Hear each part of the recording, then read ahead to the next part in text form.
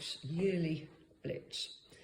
The very first thing I have done, this stays on pilot all summer, so it's still quite hot, and I don't want it hot because I'm going to be putting oven cleaner on this bit, you can see, and I want it as cool as possible. So the very first thing I do is open it up.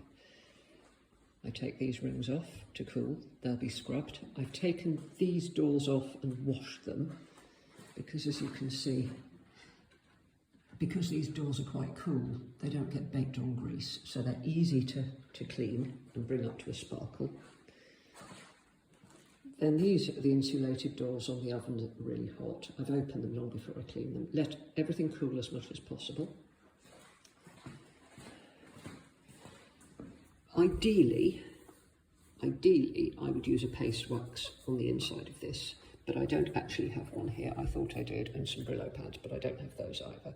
So I've used Sif on a scrubby, and I'll keep going. And here you can see where the oven gets hot, the grease gets baked on. Now this is why I want this to get cool. I've washed it and I've scrubbed it, but it's still a bit icky. So I'm now going to cover it in oven cleaner, not just a little bit, not cover it, it doesn't need a thick covering, and leave that for it to eat into the grease. The oven cleaner is caustic and it won't affect the enamel, but I'm not going to use it on the aluminium because it would affect the aluminium. I'm just going to clean that a little bit more. The bliss about Agas is that they are self-cleaning inside. I'm going to vacuum it out, and other than that, I'm not going to bother. I'm going to clean the enamel and here, and obviously the hinges, and I will do the top once this is cool. Now you see it was quite warm earlier. This is going to be scoured to bring this back up, and that one as well, and you can see cooler plate. Hotter plate. Surprising what a difference there is, but yes, that's how I've begun it, and I'm just going to work my way through the doors and leave the main body of the Aga to get as cold as it can before I start work. The doors are cleaned and they're just sitting there. When the whole thing goes back together, I will polish over with some glass cleaner just to remove any fingerprints, but I've got all this done. Now, because I don't have paste cleaner, the next thing I'm going to do is I'm going to spray oven cleaner on this burnt on grease because that will need some time. This is why I didn't want it terribly hot, because I don't want the fumes being too bad. So I'm going to spray thick oven cleaner on here, and that will sit for a while and start to eat that off. It's now going to cook. I mean, you can see it's eating there. I have on that just smeared a little thin Sif. And then it's going to sit, and I'll show you the difference between putting something on and putting something on and leaving it to work, because there is a big difference, and you should always leave chemicals time to work. That is the difference. A sponge, Sif that's been left on for 3 or 4 minutes, and that's where the Sif wasn't. That is why you always leave your chemicals to sit. It's a lot less work. And there we go. Now there, I'm going to go back in a minute, get those bits off. There's a few bits here, a few bits here. So I'll go in with a scraper. That needs rinsing. Now I could, if I wanted to, use some metal polish and make this shine, but it's not an economic use of my time. So this is basically clean now. It'll need a polish, which I'll do. But now I've done that, I'm going to move down to the front. I'll be using Sif here, getting a toothbrush in. I've vacuumed out these, like I said, I'm not cleaning these, there is no point, they are completely self-cleaning, and again, it's just not a good use of my time. But there we go. So let's do this, and I'll show you this when I've done it.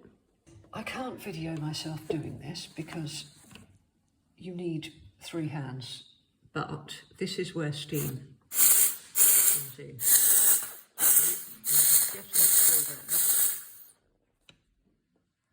And it pulls all this out from between the hinges where I can't reach. There we go. There. That was using the nozzle of the steam to get into that little crevice. Surprising what it brings out. Going back over this, And it's difficult to see because it's wet.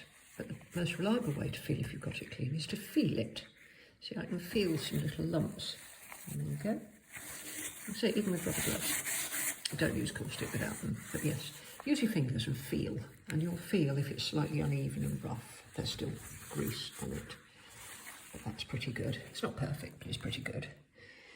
And then you see, I steamed this earlier, which I showed you, I mean literally 5 minutes ago. Now I'm going to go in with just a skewer and fish out what I can of there, and then I'm just going to start polishing it and putting it back together. Like I said, I could get it a lot better, but it's not an economic use of my time, and I am time limited because people pay me by the hour. But it will look lovely, it will look clean, and it's quite an old Aga now, so it will look good.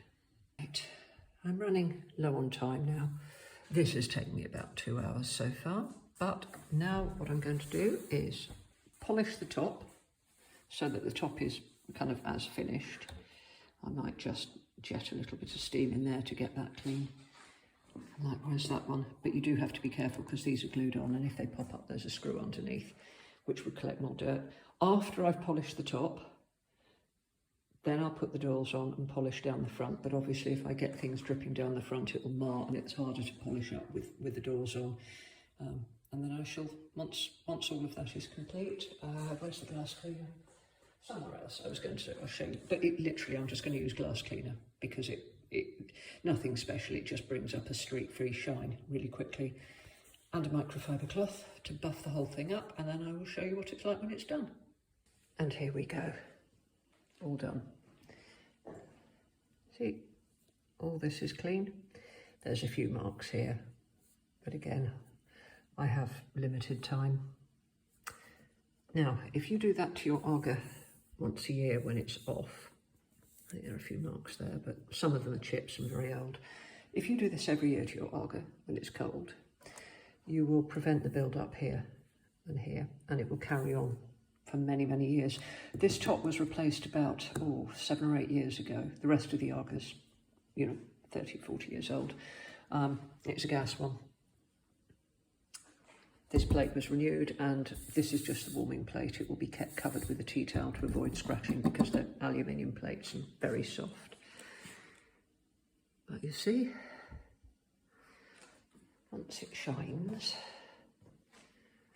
and it sits there, I think it looks rather pleasing.